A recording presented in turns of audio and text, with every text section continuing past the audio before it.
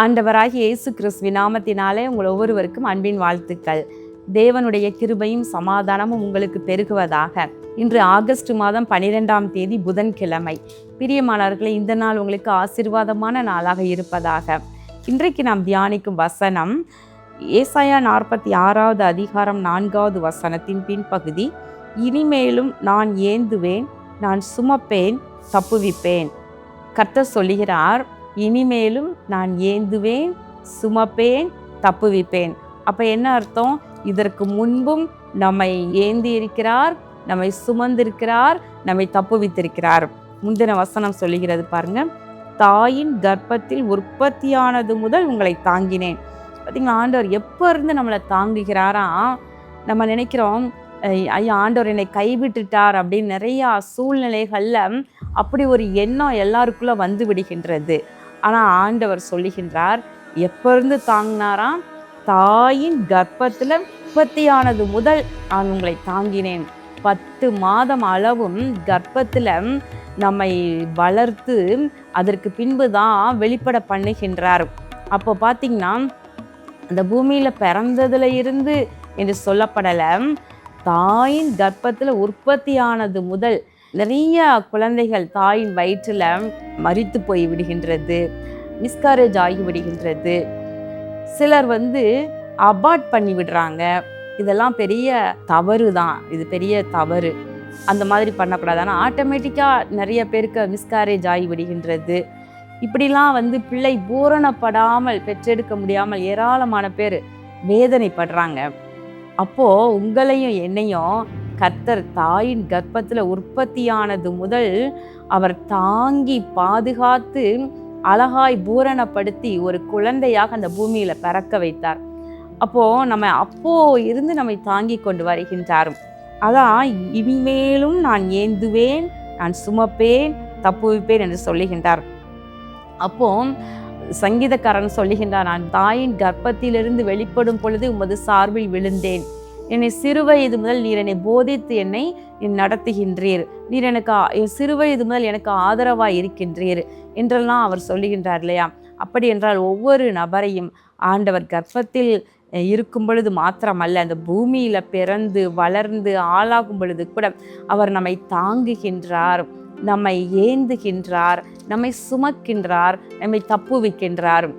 ஒரு பிள்ளையை பெற்ற பெற்றோர் எவ்வளவு காலம் பிள்ளையை சுமப்பாங்க யோசித்து பாருங்க. அவங்களால சுமக்க முடியும் அளவிற்கு 3 வயது, 4 வயது, இல்லை 5 வயது, இத்தனை வயது வரைக்கும் தான் பிள்ளையை நம்ம இடுப்பில் சுமந்து கொண்டு எங்கேயும் போவோம் வருவோம். அதற்கப்புறம் உனக்கு தான் நடக்க தெரியுதே, நீ நல்லா நட என்று சொல்லி 3 வயதுலேருந்தே நடக்க விட்டுருவோம் இல்லையா? காலில் ஒரு ஷூவை மாட்டி விட்டு, செப்பல் மாட்டி விட்டு, கைப்பிடிச்சு நடக்க பழக்கிடுவோம். அப்போது பெற்றோர் இவ்வளவுதான் சுமக்க முடியும். ஸ்கூலுக்கு கொண்டு போய் விடுவாங்க, பிள்ளையினுடைய பேகை சுமந்துக்கிடுவோம். பேகை நம்ம தோளில் போட்டு பிள்ளைய கையில் பிடிச்சி ஸ்கூலுக்குள்ளே கொண்டு போய் எல்லாரும் போய் விடுறதை பார்க்குறீங்கல்ல, நீங்களும் விடுவீங்களா இருக்கும்.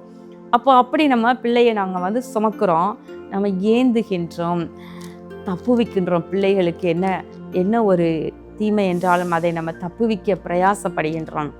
ஆனால் நம்முடைய தேவனோ சிறு பிராயத்தில் மாத்திரமல்ல, நம்ம வளர வளர ஒவ்வொரு பிராயத்திலும், வாலிப பிராயத்திலும் சரி, நல்ல ஒரு வயது நடுத்தர வயது ஆன பொழுதும் நம்மையும் நம்முடைய குடும்பத்தையும் அவர் ஏந்துகின்றார், சுமக்கின்றார். யாக்கோபை குறித்து, யாக்கோபின் வம்சத்தார் இஸ்ரவேலரை குறித்து இந்த இடத்துல சொல்லுகின்றார். அந்த ஜனங்களை கர்த்தர் சுமந்தார். வனாந்திர யாத்திரையில, வனாந்திர பாதையில் அவர்களை ஏந்தினார், சுமந்தார். எல்லா சத்துருக்களின் கைகளுக்கும் விலக்கி தப்புவித்தார். பிரயாணங்கள்ல அவர்களுக்கு முன்னே சென்றார். பிரியமானவர்களே, நம்மையும் கூட எல்லா வயதிலும், அதான் முதிர் வயது வரைக்கும் நான் உங்களை தாங்குவேன் என்று சொல்லுகின்றார். நரை வயது மட்டும் அப்படி உங்களை தாங்குவேன் என்று சொல்லுகின்றார். அப்படி என்றால் இந்த பூமியில் இருக்கும் அளவும், இதோ நான் உலகத்தின் முடிவு பரியந்தம் சதா காலமும் நான் உங்களோடு கூட இருக்கிறேன் என்று இயேசு மகாராஜா சொல்லி இருக்கிறார் அல்லவா? அப்போ அந்த பூமியில் இருக்கும் அளவும் நம்மை அழகாய் நம்மை ஏந்துவார், தாங்குவார், தீமைகளுக்கெல்லாம் விலக்கி தப்புவிப்பார், நம்மை காத்து நடத்துவார். அதற்கு பின்பு நித்தியத்திலேயும் ஆண்டவர் நம்மோடு கூட இருக்க போகின்றார். பிரியமானவர்களே, இப்போ உங்களுக்கு இருக்கிற பிரச்சனையை நான் தாண்ட முடியலையே, நான் எப்படி அதை தாண்டுறது என்று சொல்லி கவலைப்படுறீங்களா? அவர் உங்களை தப்புவிப்பார். எப்படி கோழி தன்னுடைய குஞ்சுகளை தன்னுடைய செட்டைகளுக்குள்ளாக மறைத்து கொண்டு வட்டமிடுகின்ற கழுகுகளின் கண்களுக்கு மறைத்து தப்புவிக்கிறதோ, அதே போல தேவனும் கூட தம்முடைய பிள்ளைகளை சத்துருவானவன் பட்சிப்பதற்காக பறந்து சுற்றி திரிகிற இந்த நாட்கள்ல அவர் தன்னுடைய செட்டைகளுக்குள்ளாக நம்மை மறைத்து காத்து தப்புவித்து கொண்டிருக்கிறார். இன்னும் தப்புவிப்பார். ஒன்றும் கவலைப்படாதீங்க. கண்களை மூடி ஜெபம் பண்ணுவோமா? எங்கள் அன்பின் பரலோக பிதாவே, இதோ இந்த நாளிலே தியானித்த நம்முடைய வார்த்தையின்படி, இதோ தாயின் கர்ப்பத்தில் உற்பவித்தது முதல் நான் உங்களை தாங்கினேன் என்று சொல்லி நரை வயது வரைக்கும் அப்படியே நான் உங்களை ஏந்துவேன், சுமப்பேன், தப்புவிப்பேன் என்று அருமையான வாக்கு தத்தத்தை இன்றைக்கு ஆண்டவரே உம்முடைய பிள்ளைகளோடு ஆண்டவரே நீர் பேசியிருக்கிறீர். இதோ எந்த சூழ்நிலையிலும் மனம் உடைந்து போய் இருக்கின்ற ஒவ்வொருவருக்கும் இதோ இந்த வார்த்தைகள் அவர்களை பலப்படுத்துவதாக. நீர் உம்முடைய பிள்ளைகளை ஆண்டவரை ஏந்தி சுமந்து தப்புவித்து நடத்துவீராக. இயேசு கிறிஸ்துவின் நாமத்தினாலே இந்த ஜெபத்தை ஏறெடுக்கின்றேன் நல்ல பிதாவே, ஆமேன். பிரியமானவர்களை, வருகின்ற சனிக்கிழமை நமது சுதந்திர தின விழா. அந்த நாளிலே உங்களுக்கு விடுமுறை. ஒருவேளை காலையில் நீங்கள் உங்களுடைய ஸ்கூல் மற்றும் காலேஜ் சென்று கொடியேற்ற வேண்டியதாக இருக்கும். அந்த காரியங்களையெல்லாம் நீங்கள் அந்த நிகழ்ச்சிகளையெல்லாம் முடித்து நீங்கள் 10 மணிக்கு மேலே அழகாக நீங்கள் இந்த வாலிபர் கூட்டத்திற்கு நீங்கள் வரலாம். 10:30 11 மணிக்குள்ளே நீங்கள் வந்து விடுங்கள்.